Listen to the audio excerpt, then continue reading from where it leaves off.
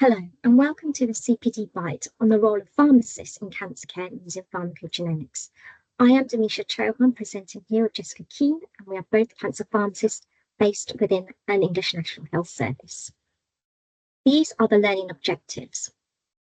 When we think about cancer genomics, we can use genomic information to inform diagnosis, prognosis, treatment, and also plan surveillance measures by testing a person's own DNA and the DNA of their cancer. Now, inherited variants, also known as germline variants, are the ones that we are born with and are passed on to future generations. And these tend to be present throughout the body. Now, in terms of cancer management, these can fall into two main groups. The first is those that are related to drug metabolism, and this is a focus of this presentation. However, you also have those that are related to the prediction of an individual's risk of developing different types of cancers. For example, BRCA variation, which can impact a person's risk to breast, ovarian, and prostate cancer, but can also impact our risk of Lynch syndrome and associated cancers. So you can use this information about somatic variants or gene variants found within a cancer gene, which are acquired throughout a person's lifetime and tend to be found only in cancer cells. Now, these are often used to predict how we respond to medicines and also identify which targeted treatments will be useful for an individual. For example, EGFR inhibitors and selecting the right targeted treatments such as tyrosine kinase inhibitors. But when we talk about genomics and inherited information, we need to be mindful to note a few important things. The first is that genetic variation exists between all individuals and also within different ancestral populations, which have been influenced by social and migration patterns over hundreds of thousands of years. Now, these differences between individuals are described as race or ethnicity or even cultural differences, or you can also know it as ancestral. But it's important to note that unlike genomics, race is a social construct, not a biological. So given the differences in access and participation of individuals from diverse populations within genomics research, both globally as well as locally, this has an impact on a wider understanding of genomic variations across different ancestral groups. So within this diagram here, it showcases that people of European ancestry are disproportionately overrepresented within genomic research compared to the global majority of patients, which data may be relevant to when interpreting the results of genomic testing. So as pharmacists, we must be mindful and understand the data gaps that are present when incorporating the results of genomic testing into different treatment decisions, which are relevant to an individual and the population that we are treating or serving. Genomic testing to inform a cancer treatment can occur in many different ways. The ones that we are commonly aware of or historically are tests such as immunohistochemistry, and this will measure protein expression and will act as a surrogate to indicate if there's genetic variant resulting in overexpression. And they can be used as an alternative to identify variation of genes at a molecular level. So this is shown within this picture here, where someone is looking down a microscope. In genetic testing, this can be done in many different ways. First, you can do genetic testing at a gene level, where you can identify variants for a gene that you're interested in, and the variants where we know that will have an impact within our protein. The other element is testing for a targeted panel, which is where you would test for more than one gene. Again, you are looking at variants or genes that you are interested in, and this is depicted by the picture of the 3 fission rods.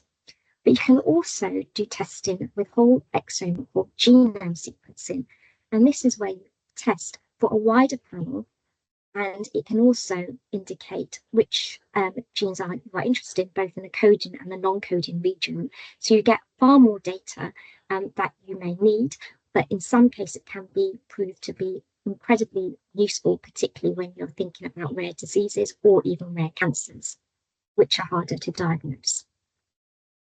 So it has been reported in multiple sources and literature that up to 99% of people are expected to have a genetic variant in at least one gene relevant to medicines.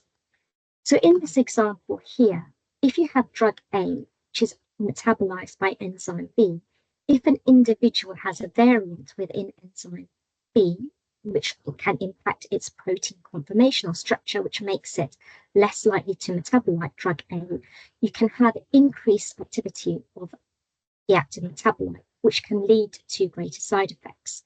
So we would want to know what these variants are so that we can perform the correct actions, such as a dose reduction or providing a patient with an alternative medication. So what we are trying to do here is to ensure that we can find the right medication for the right patient at the right dose. However, with pharmacogenomics, we still need to be mindful of other factors such as renal impairment or hepatic function, as we still need to think of the patient holistically. So pharmacogenomics is a way of looking at things more holistically for an individual. A key example of using pharmacogenomics in oncology practice is DPYD hotspot testing, which is now commonly used across Europe to avoid toxicity from fluoropyrimidine treatments. The gene DPYD codes for an enzyme called dihydropyrimidine dehydrogenase, and this is a pivotal step in the metabolism and clearance of drugs like 5-FU or capecitabine from the body. Variants in the DPYD gene can lead to a partial or complete deficiency of the enzyme, and this is seen in between 3 and 8% of the population globally. People with a DPD deficiency are at increased risk of severe or even fatal toxicity from treatment with fluoropyrimidines, and so there are guidelines and recommendations from lots of different organisations around the use of DPYD genetic testing to inform the safe use or dosing of these drugs. Testing is routinely available in the NHS in England and is carried out as a targeted single gene or hotspot test for known variants in the DPYD gene. The image here shows a best practice pathway, which is taken from the UK SACT board guideline that I showed on the last page, so you can look in more detail there. Effectively, what happens is that when a person is identified as a candidate for fluoropyrimidine treatment, they should be offered information on DPYD testing at that point within the context of their chemotherapy treatment plan, and the test is provided before the first cycle of chemotherapy is able to be administered. The flow diagram starts at the point of the test being offered and performed, and it makes recommendations about time frame for processing results and how and when prescriptions should be adjusted. Pharmacy professionals at different institutions might have varying levels of involvement with this pathway, depending on how well they're embedded within the oncology team. The critical point in the pathway is at around step 6, when the patient's result is returned. At this point, results should be reviewed by the treating team, and then depending on the patient's result, they might either reduce the chemotherapy dose or go ahead as planned, or consider whether an alternative treatment is required. At a minimum, pharmacy professionals have a role at the point of clinical verification, which is step 7, and the role is to check the DPYD results and ensure that this review has taken place and that patients with an identified variant have had their prescriptions adjusted accordingly. Pharmacy teams are often also involved in reviewing results prior to administering treatment, explaining the test to the patient both before the testing happens but also after the results come back, making sure that results are stored on the patient's record, and providing expert input into decisions about dosing for subsequent cycles, depending on how the patient's tolerated it. Another example of pharmacogenomics in cancer care is where the results of testing are used to help guide drug selection and dosing, such as testing for UGT1A1 variants. Some variants in the UGT1A1 gene are linked to a rare condition called Gilbert syndrome. This is an inherited condition which is known to cause episodes of jaundice and increased bilirubin levels in individuals whose liver is otherwise working normally. Genetic diagnosis of Gilbert syndrome through UGT1A1 testing can be valuable in lots of different scenarios, such as when choosing anti-cancer agents where hepatic impairment might otherwise be a caution or a contraindication. Having this pharmacogenomic information can allow clinicians to safely use their preferred regimen and inform decisions around dosing. UGT1A1 variants are also associated with increased toxicity from drugs like irinotecan and sacituzumab govitecan. In patients who have been treated with these medicines and have certain genotypes, there is guidance around safe starting doses to be reduced, and these are available from the Dutch Pharmacogenomics Working Group, and they're also available in medicines product licenses. On this slide, we have a screenshot from the UK product license for sacituzumab govitecan, and this advises that individuals who are known to be poor metabolizers for UGT1A1 are at increased risk of side effects such as severe neutropenia, diarrhea, and febrile neutropenia, and should therefore be monitored closely, but doesn't make recommendations about dosing. Those are just a few of the key examples of where single gene pharmacogenomic testing can be used to inform cancer care. However, with increasing knowledge and understanding about these genes, as well as the reducing cost and improving speed of testing, then pharmacogenomic testing is becoming a more common and more relevant part of our role. Cancer pharmacy professionals will need to incorporate patients' pharmacogenomic information into our everyday practice, including things like reviewing pharmacogenomic results as part of medication history taking, ensuring eligible patients are being offered testing, identifying drug-gene interactions and making clinical recommendations, and explaining results to patients in the context of their treatment.